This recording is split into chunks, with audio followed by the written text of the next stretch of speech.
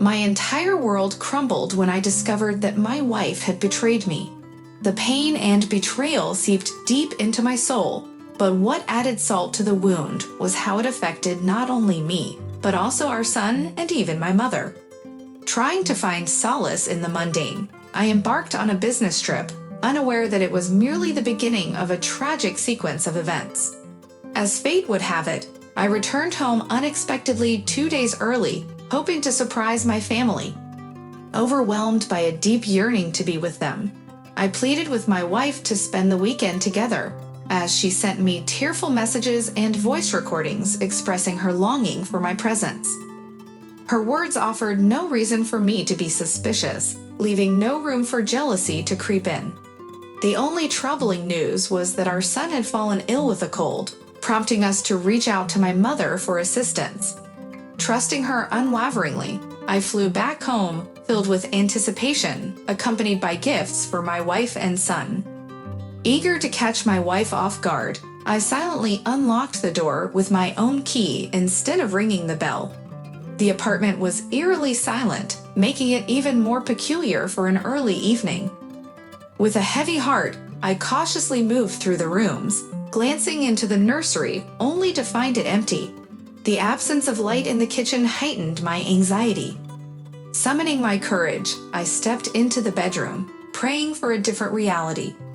Yet, all that greeted my eyes was an empty room. Flicking on the light, I discovered an untidy bed and hastily abandoned belongings scattered haphazardly, a robe, underwear, even my own sock.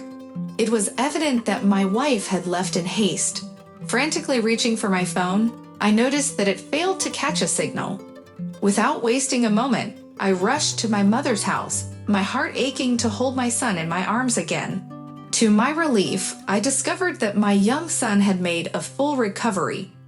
Engrossed in playful activities with him in the living room, I noticed my mother appearing rather preoccupied as she busied herself in the kitchen. The creases on her forehead betrayed her inner turmoil, but she appeared hesitant to share her concerns with me. As I indulged in the delectable treats and aromatic tea she had prepared, I couldn't help but grow increasingly curious about her troubled state. Unable to contain my curiosity any longer, I smiled and playfully positioned myself in front of her, folding my arms like a curious schoolboy, waiting for her to open up. "What's the matter, Mom?" I finally asked. She returned the smile, but her gaze held a glint of worry. "Something seems off, Vadik. Is it because of Sveta? Have you two had a disagreement?" she inquired. I nonchalantly shrugged my shoulders and took another sip of tea. "No," I replied dismissively. My mother's eyes narrowed, sensing my reluctance to share. "Vadik, don't play coy with me. Setka told me that she picked up an infection from Sashka and asked me to fetch him. But she lives here in the same house, and there's no one there but us," she revealed, her voice tinged with confusion. Suddenly, a sense of unease washed over me, and I abruptly rose from my seat, rushing towards the hallway in search of my phone. My mother followed, clutching onto the sleeve of my jacket, desperate to understand the sudden urgency gripping me. But it was too late. My phone emitted a shrill beep, signaling an incoming call. Before I could answer, the call abruptly disconnected, leaving behind an unsettling silence. Minutes later, a voicemail notification blinked on my screen. With a mix of trepidation and anticipation, I pressed play. Setka's voice echoed through the speaker, permeating the room. Her words confirmed my worst fears, leaving my mother and me utterly bewildered. "Come on, let's find a place to sit," I urged softly, guiding my mother away from the floor, where she seemed to be on the verge of collapsing. She nodded in agreement, her movements retaining a sense of awkwardness as we made our way to the nearest seating area. Taking a deep breath, I prepared myself to go over the situation once more, mustering the strength in my fingers to curl inward. "Let's go through this again," I started, my voice laced with a mixture of frustration and bewilderment. "So Sveta brought you here yesterday with Sashenka, claiming he was unwell."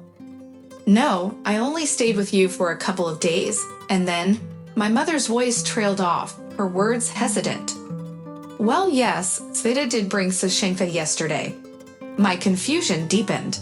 I don't understand, I muttered, letting out a sigh, the weight of impending realization sinking in. Did she mention anything about going somewhere? No, she simply said she was coming home for treatment.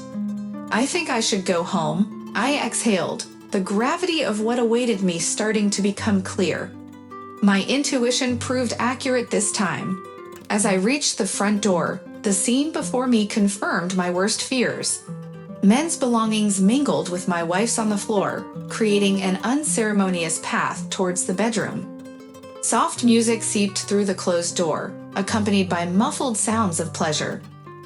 Suppressing my initial surge of anger, I flung the door open and hastily flicked on the light switch.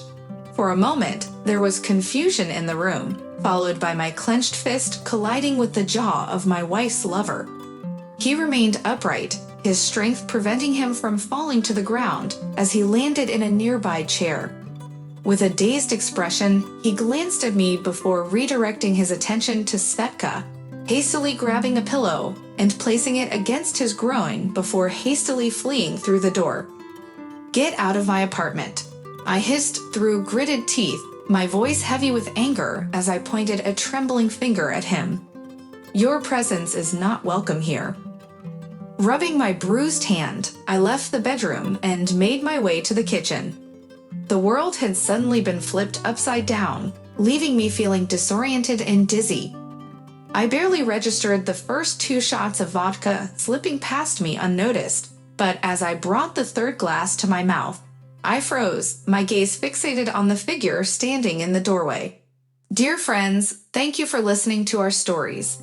Subscribe to the channel, put likes, and leave your opinion in the comments. Don't forget to press the bell not to miss new stories, which we try to publish every day. We also remind you that everyone can share unique stories from their life or the lives of friends, which can be sent to us by email, which is specified in the description of the video. Good luck to everyone and be happy!